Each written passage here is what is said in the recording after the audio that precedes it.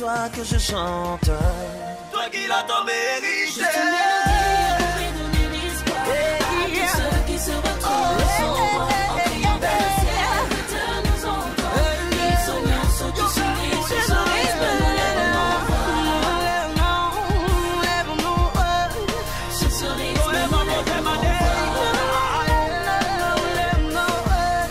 sur ce rythme, nous lèvons.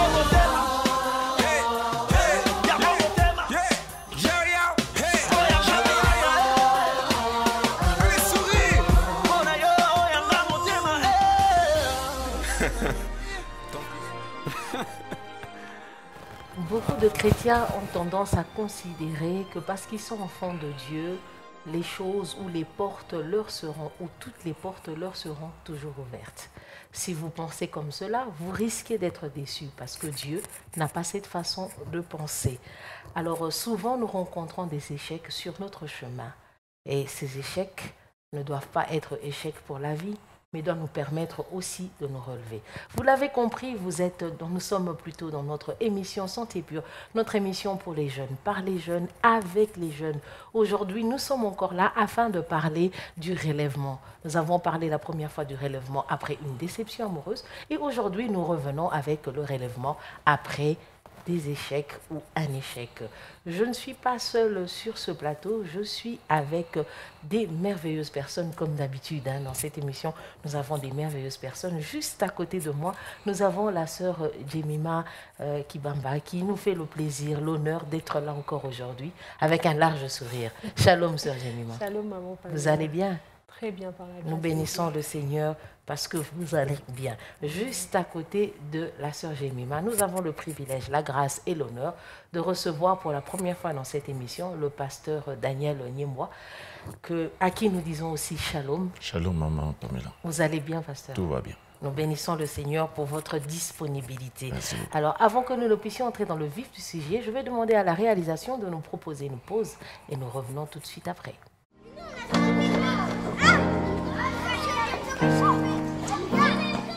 De retour sur ce plateau, nous sommes en train de parler du relèvement après l'échec.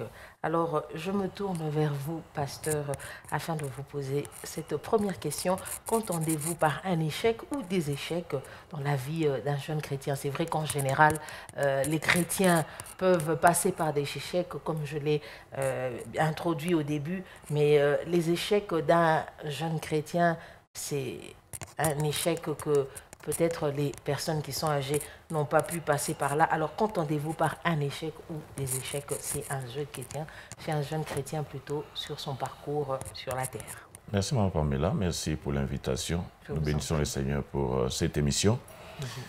L'échec chez un jeune chrétien, c'est quoi? Un jeune chrétien qui a accepté Jésus-Christ comme son Seigneur et Sauveur, que peut être son échec? Le fait de ne pas atteindre l'objectif, ne pas atteindre la réussite, le sentiment d'avoir échoué dans sa mission, le sentiment de ne pas avoir atteint les objectifs que le Seigneur lui assigne. Il dit, si quelqu'un veut venir à moi, qu'il renonce à lui-même, qu'il se charge de sa croix et qu'il me suive. Le fait de ne pas accomplir la parole telle que les Écritures le lui démontrent, ça peut apparaître aussi être un échec. Le fait de ne pas être révélé suffisamment ou le fait de ne pas avoir la connaissance qu'il faut dans un domaine donné et de ne pas agir comme il se doit, ça peut se révéler aussi être un échec.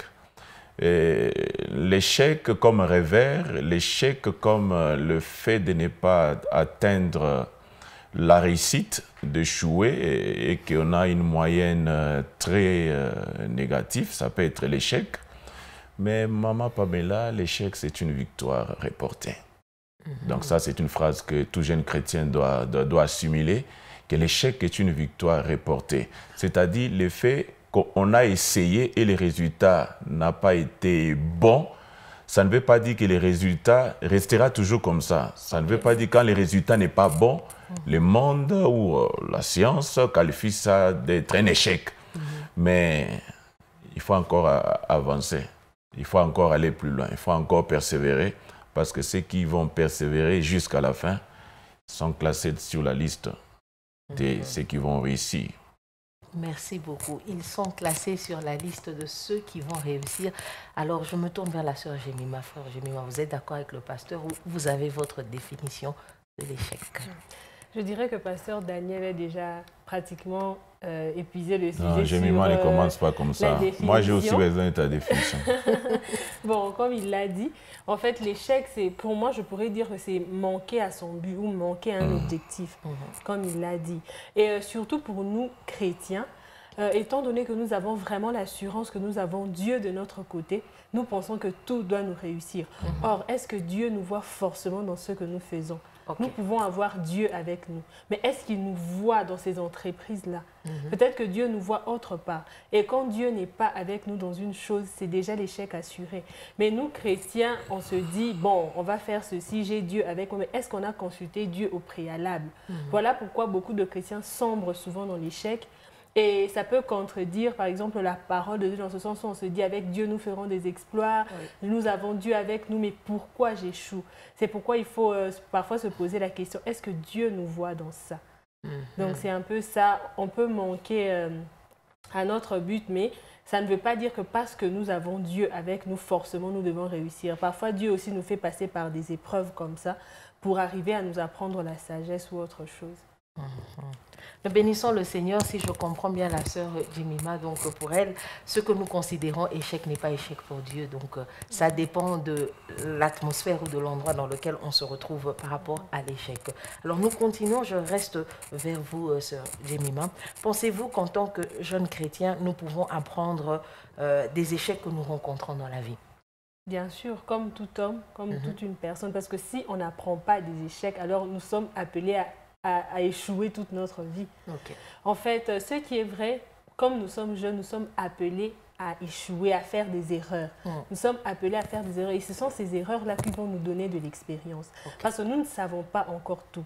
Au fur et à mesure, nous sommes en train de grandir, nous sommes aussi en train d'apprendre. Et souvent, on apprend aussi par des échecs. Alors, le fait d'apprendre de nos échecs nous permet d'aller de mieux en mieux et de devenir beaucoup meilleurs. Je me tourne alors vers vous, pasteur Daniel. Pensez-vous qu'en tant que jeune chrétien, la sœur Jemima nous a donné sa réponse, on peut apprendre de nos échecs?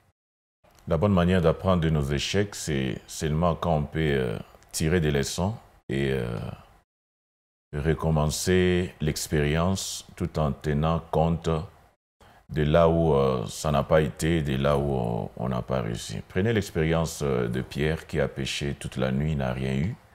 C'est un échec, cuisant d'ailleurs. Et quand Jésus vient le matin, à un moment où la pêche est totalement impossible parce qu'il y a des bruits, il demande d'abord la barque et puis il lui dit jetez le filet du côté droit. Il dit ça peut pas, il n'y aura pas de bons résultats parce que l'échec l'avait déjà cloué. Et avec l'expérience qu'il avait, il savait que ça ne peut pas marcher. On ne peut pas voir les poissons le matin avec une grande foule qui fait le bruit, les poissons ne viendront jamais. Mais de par cette expérience-là, il a fait les tabula rasa. Il a accepté de recommencer à zéro avec Jésus. Il a accepté de recommencer à zéro avec une nouvelle parole. Il a dit, j'ai péché toute la nuit, je n'ai rien eu, mais sur ta parole, je vais agir. Sur ta parole, je vais bouger. L'échec, on doit faire les topos, on doit analyser, on doit scruter. C'est là où David dit « sonde mon cœur ». Et Dag Hammarskjöld, un grand écrivain, il dit « le plus grand voyage que l'homme peut faire, c'est le voyage qui le ramène vers lui-même ». Donc, au lieu d'aller vers l'autre, au lieu de scruter ce qui est extérieur, il faut d'abord faire le voyage vers toi-même, voir ce qui a été bon, ce qui n'a pas été bon, et puis se sonder soi-même, demander à l'Esprit de Dieu, est-ce que je dois recommencer, je dois faire ceci? Mais si on doit recommencer avec les mêmes bêtises, les mêmes tares, les mêmes situations, le résultat ne sera que le même. Alors nous avons besoin d'avoir une bonne parole venant de la part du Seigneur, une très bonne révélation, parce que Pierre a compris que s'il lui peut parler, même si le temps est mauvais, même si les circonstances ne les permettent pas, mais si les maîtres ordonnent, alors les poissons peuvent obéir et entrer dans le filet. Donc, recommencer, nous avons besoin révélation, une bonne méditation de la parole de Dieu, avoir une connaissance de soi, avoir la connaissance sur la conscience de soi, avoir la connaissance sur la gestion de soi. Donc les 3 éléments, c'est connaître soi-même, connaître sa conscience, faire l'introspection, voyager vers soi-même pour savoir, là c'est une faiblesse, là c'est une faute, là c'est une erreur. Mais quand on mélange les pinceaux entre les erreurs et les faiblesses, en tout cas, sortir de la liste des échecs, c'est une utopie. C'est une utopie plutôt, si vous voulez sortir de la liste de l'échec en ne consultant pas vous-même, en ne regardant pas au Seigneur Jésus et en ne méditant pas la parole de Dieu. Alors, pasteur, je reste toujours vers vous. Il y a un homme de Dieu qui a dit « La vie est une prise de risque ». Mais la plus grande tragédie de la vie, c'est de ne risquer rien du tout. Alors, que pensez-vous plutôt? Pensez-vous que certains échecs dans la vie d'un jeune chrétien sont une prise de risque? Parce que tout à l'heure, vous avez parlé de prendre conscience. Il risque de se dire, non, j'ai pris un risque en allant. Parce que Pierre, qu'on se le dise, il a pris un risque. Soit d'échouer, soit de réussir. Alors, vous pensez que certains échecs dans la vie d'un jeune chrétien, ce sont des prises de risque? Oui et non. Oui et non. Oui et non. Le risque doit être mesuré, sinon c'est du kamikaze évangélique. Okay. Le risque doit être mesuré. Tu ne vas pas envoyer quelqu'un dans le feu pour lui dire « Allez, Bunda ». Non, le risque doit être mesuré. Et les risques, il faut les prendre aussi par rapport à la connaissance que vous avez de Dieu. Les risques, vous devez le prendre aussi par rapport à la révélation que vous avez de Dieu. Sinon, c'est du kamikaze. Sinon, vous allez faire des histoires et puis, je te raconte quelque chose. Un monsieur prie pour une montagne, comme la Bible dit. Si vous ne doutez pas dans votre cœur et vous le dites, déplace-toi là et jette-toi dans la mer. Et si vous ne doutez pas, la montagne se déplacera. Il prie toute la journée. Et il a prié, il dort, il sait que le matin, la montagne doit se déplacer. Et une fois qu'il arrive le matin, il trouve la montagne, les gens les regardent, il dit « Naïbaki ». Naïbaki, ça n'allait pas partir. Donc, le risque doit être mesuré. Et Pierre, s'il a jeté le filet, c'est parce qu'il avait déjà ouï dire, il avait déjà entendu. Il savait que celui-là, dans Jean chapitre 2, il avait changé l'eau en vin. Donc, c'est un numéro. C'est un monsieur pour qui les doutes n'est pas vraiment permis. Risque mesuré. Et regardez Pierre qui marche sur l'eau. Mais là, mesurer les risques. Si c'est toi, ordonne, parle. Si tu parles, à la pêche miraculeuse, tu avais parlé, j'avais vu les poissons. Si tu veux encore que je marche sur l'eau, parle, ordonne, je viendrai. Mais je ne prendrai pas les risques de sortir de la barque seul. Je ne prendrai pas les risques d'aller sur l'eau seul. Parce que si c'est lui qui m'a appelé, avant que ma tête disparaisse de l'eau, sa main viendra pour me prendre en charge. Mais si je le fais de moi-même, là, c'est aussi bien, parce que ça, c'est du prophétisme avec beaucoup d'extrémisme. Quand Élie dit, il n'y aura pas de pluie. Il n'y aura pas de pluie, sinon à ma parole. Là, il faut savoir sur qui tu te tiens. Okay. Les dieux devant qui je me tiens, que je sers, comme l'a dit Paul, m'a dit cette nuit qu'il y aura ça, qu'il y aura ça. C'est tenir en Dieu, c'est tenir sur Dieu et savoir que dans les secrets, tu as déjà négocié ton risque. Merci beaucoup, pasteur Daniel, pour cet équilibre. Sœur Jemima, je me tourne vers vous en vous répétant la question. Un homme de Dieu a dit, la vie est une prise de risque, mais la plus grande tragédie de la vie, c'est de ne rien risquer du tout. Alors, pensez-vous que certains risques, certains échecs dans la vie d'un jeune chrétien est une prise de risque qu'il faut prendre? En tout cas, moi, je rejoins l'auteur en ce sens que tout dans la vie est un risque. Parce que déjà, la foi chrétienne, est-ce que vous savez que c'est un risque? On croit, si je peux me permettre, on croit à un Dieu qu'on ne voit pas, mais on a la foi. C'est un risque. Ça peut ou ne pas marcher, mais on croit que c'est ça, c'est une conviction que nous avons. Et nous savons que ça va se faire. Et tout dans la vie, c'est question de risque. Seulement, moi, je me dis qu'il faut avoir une forte conviction. Parce que la parole de Dieu dit, tout ce qui n'est pas fruit d'une conviction est un péché. Si vous avez la conviction que ce que vous faites, va marcher, ça peut marcher. Et si ça ne marche pas, mais vous avez encore la conviction, il faut vous dire que ce n'est pas moi l'échec, c'est peut-être ce que j'ai fait qui est échec ou les méthodes que j'ai utilisées ne sont pas bonnes. Alors là, je vais utiliser d'autres méthodes, mais pour arriver à mes fins. Mais en tout cas, tout est question de risque. Il faut seulement essayer, il faut risquer. Parce que même les gens, les précurseurs de beaucoup de choses dans le monde, ils ont risqué ce que les autres n'avaient pas encore fait auparavant. Peut-être qu'ils ont échoué plusieurs fois, mais à la fin, ils ont eu des résultats. Donc c'est un peu ça, tout est question de risque dans la vie. Nous bénissons le Seigneur, elle a dit tout est question de risque. Et le fait de ne pas risquer, c'est un risque. C'est ça. Exactement, merci beaucoup, Pasteur Daniel. Il y a un homme, il s'appelle Edison, celui qui a fait l'ampoule. On lui a dit qu'il a échoué 13,99 fois. Il a dit que ce n'était pas des échecs, c'était une façon, 13 999 qu'il a eu d'essayer quelque chose pour arriver à faire l'ampoule. Donc, ce n'est pas une fatalité, c'est des risques que nous prenons, mais prenons-le comme le pasteur Daniel l'a dit, hein, avec la parole de Dieu et nous allons avancer. Alors, nous sommes en train de continuer, mais avant que nous puissions prendre les autres questions, je vais demander à la réalisation qui est coordonnée par le frère Eitamou et assistée par le frère Fils Mosengo de nous proposer encore une pause et nous revenons tout de suite après.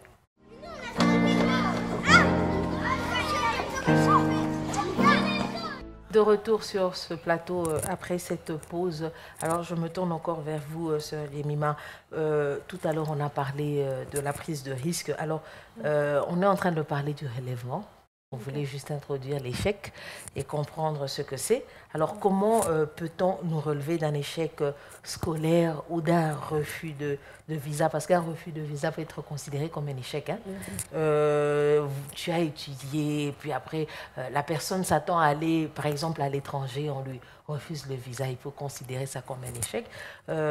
Ou un échec dans la vie en tant que jeune chrétien. Comment est-ce qu'on peut se relever de ces échecs que je viens d'énumérer? Ok, merci Maman Pam pour la question. C'est vraiment une question pertinente parce que ce sont vraiment des choses qui arrivent dans la vie. Oui. Et moi, en tout cas pour ma part, je trouve que c'est question de mental.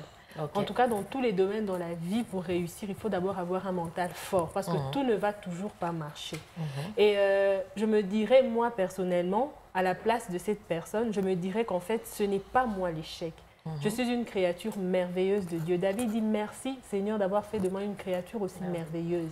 Je suis une créature merveilleuse, je ne suis pas échec, mais c'est peut-être les méthodes que j'ai utilisées qui ont fait en sorte que je n'arrive pas à mes fins. Ou par rapport au visa, certains peuvent dire j'ai la poisse, j'ai ceci, mais peut-être que ce n'est pas le chemin que Dieu a tracé pour nous. Il faut toujours voir le bon côté des choses. Dieu a dit, j'ai un plan merveilleux pour nous. Est-ce le fait d'aller à l'étranger était le plan merveilleux de Dieu? Si nous sommes restés, c'est peut-être parce que c'est le plan de Dieu pour notre vie. Et c'est peut-être la suite qui va nous montrer qu'en fait, c'est Dieu qui avait raison et pas nous. Souvent, on se morfond, on pleure, on se dit pourquoi ça ne marche pas. C'est juste parce qu'on ne voit pas plus loin que le bout de notre nez. Or, Dieu, lui, il voit ce qui va arriver demain et il sait comment nous orienter pour que nous puissions arriver à nos fins et accomplir ses desseins sur la terre. Dieu connaît nos plans et il sait ce qu'il y a de meilleur pour nous. Donc, ça peut être, il faut comprendre le langage de Dieu, hein, si je vous ai compris, par rapport à l'échec par lequel nous sommes en train de passer. Alors, je me tourne vers vous, pasteur. Vous pensez, comment est-ce qu'il faut se relever face aux échecs qu'on rencontre à l'école, refus d'un visa ou dans la vie? Il y a plusieurs échecs hein, qu'on n'énumère pas ici. Alors, comment est-ce qu'on peut se relever? Au-delà de l'aspect spirituel, il faut changer de stratégie. Il faut changer de stratégie. Au niveau de l'école, il faut s'entourer des gens intelligents. Il faut être l'ami des gens intelligents. Il ne faut pas être ami de bourriques.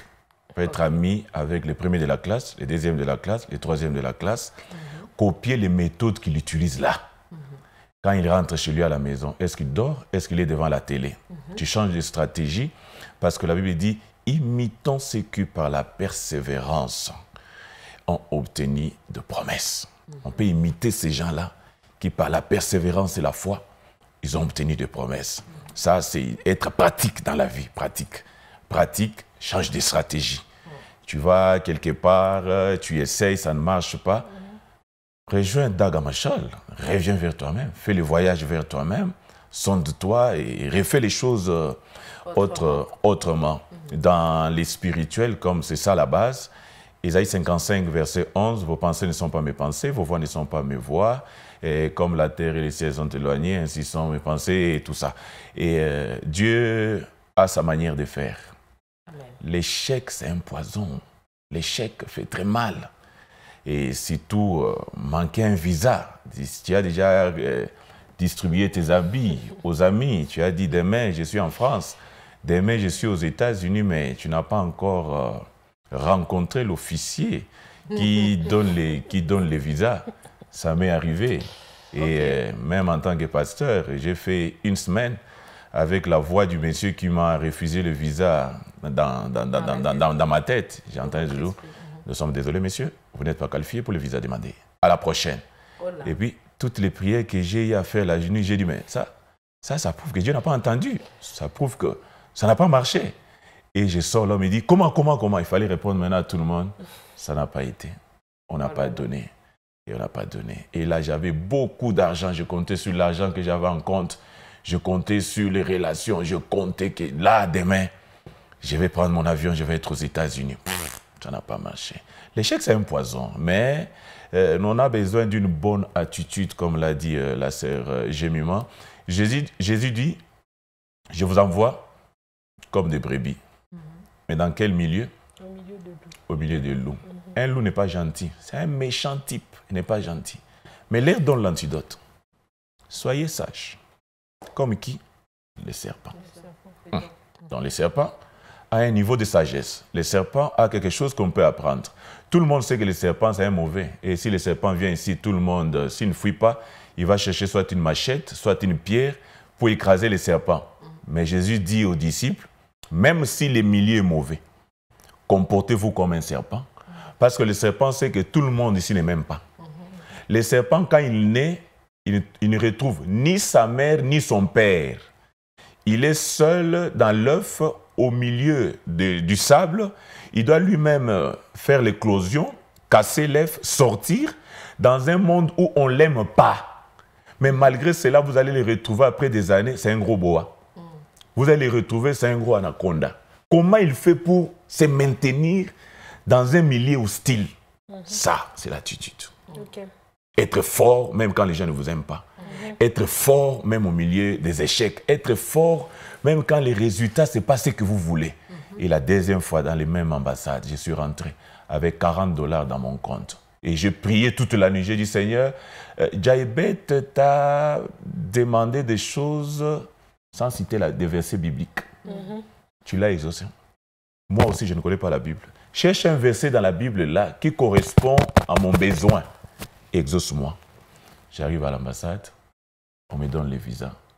Sans avoir les billets, avec $40 en banque, j'ai un visa américain avec moi.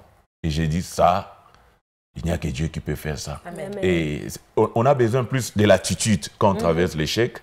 On a besoin de faire comme Naomi et sa belle-fille et Ruth. Le mari est mort sans laisser les enfants.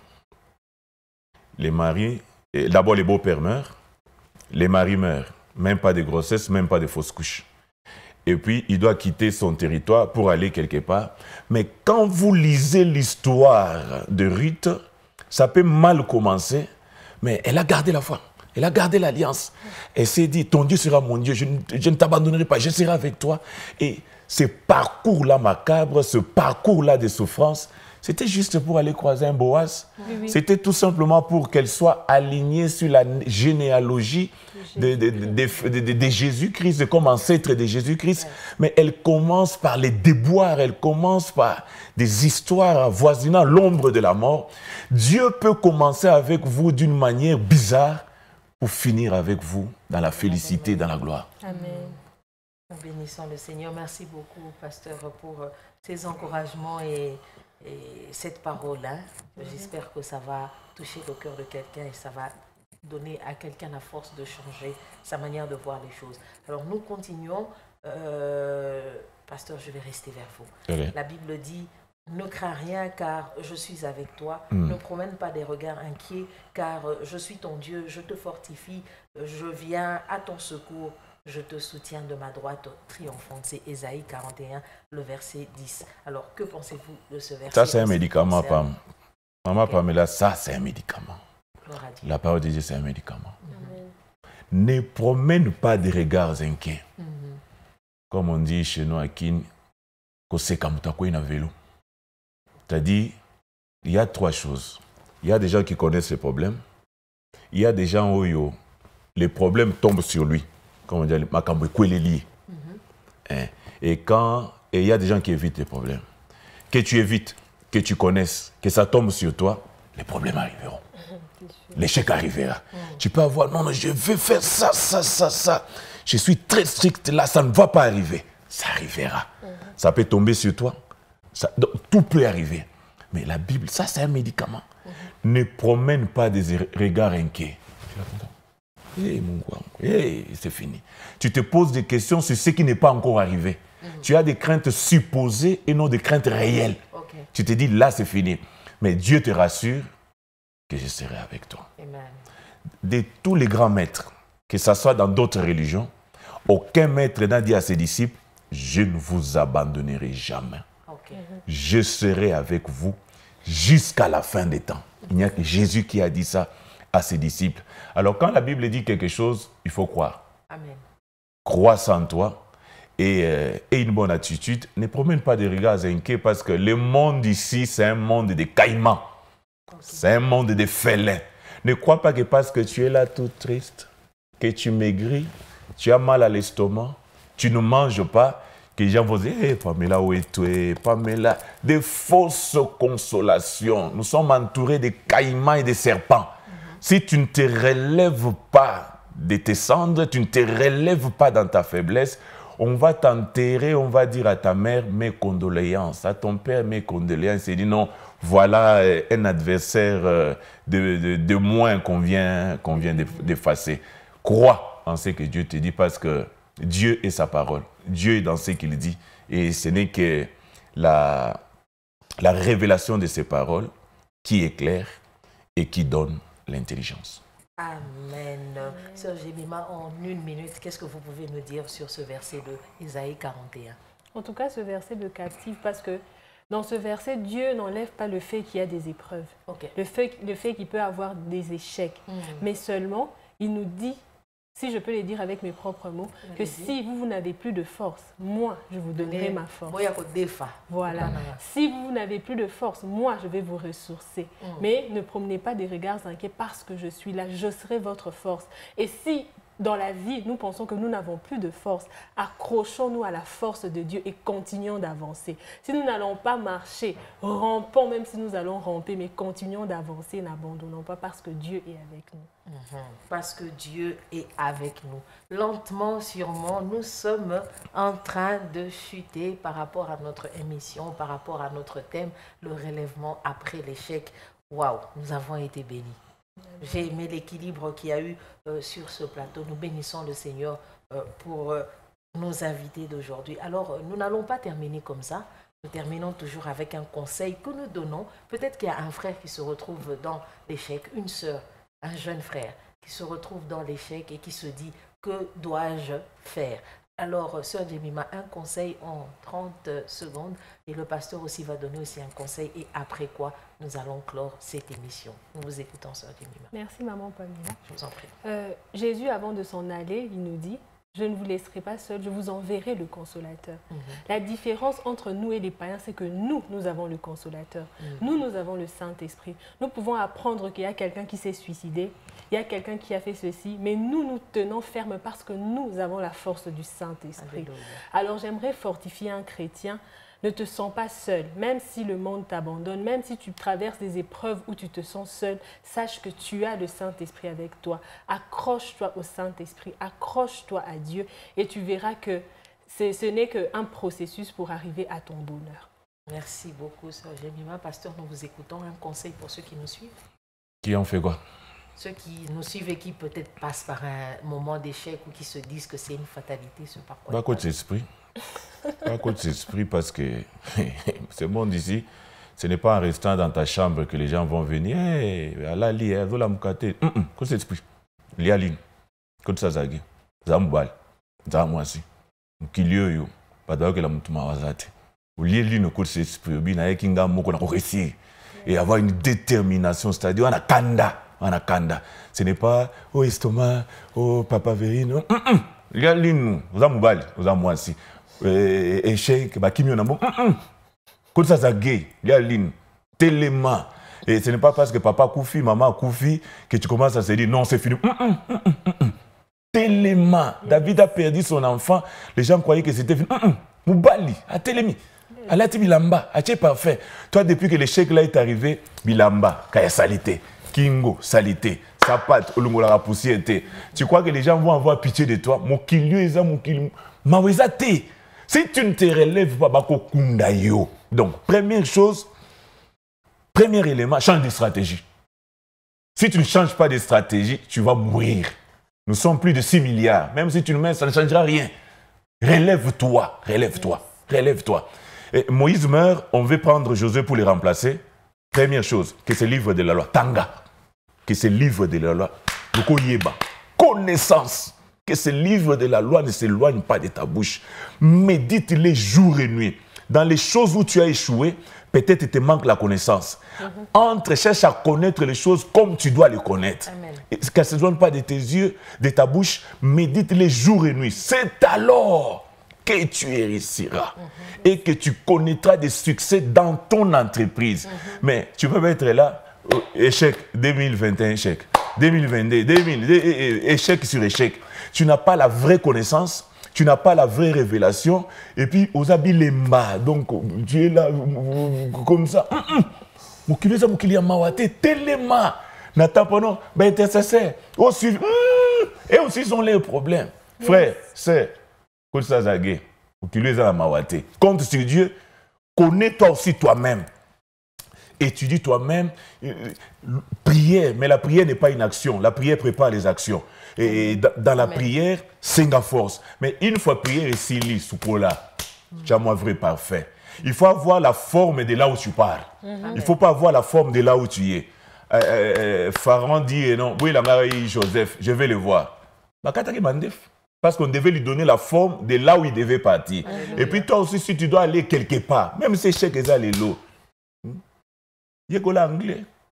Kataka moi souki, bogar, moi forme, moi nini. Bazomona que non, jeune. Il ne faut pas que tu es jeune, mais on a ma forme à ma paix. Non, échec est comme ça. Échec sous forme. Non, que Dieu te donne la forme. Amen. Amen. Amen. Merci beaucoup, pasteur, pour ces nzunzu. Waouh! Nous bénissons le Seigneur pour ces conseils que nous venons d'avoir. Et nous bénissons le Seigneur aussi pour vous tous ceux qui êtes fidèles à l'émission Sentier Pur. Alors, je vous donne rendez-vous prochainement. Nous allons continuer avec ce thème, le relèvement. Par la grâce du Seigneur, nous aurons d'autres invités. Alors, merci, pasteur Daniel. Merci, ma femme, pour l'invitation. Merci beaucoup. Merci, sœur Jemima. Et merci aussi à la grande équipe qui m'a accompagnée, au directeur de programme, Ephraim Mukendi. Je vous donne rendez-vous d'ici là. Portez-vous bien et à très bientôt. Bye bye.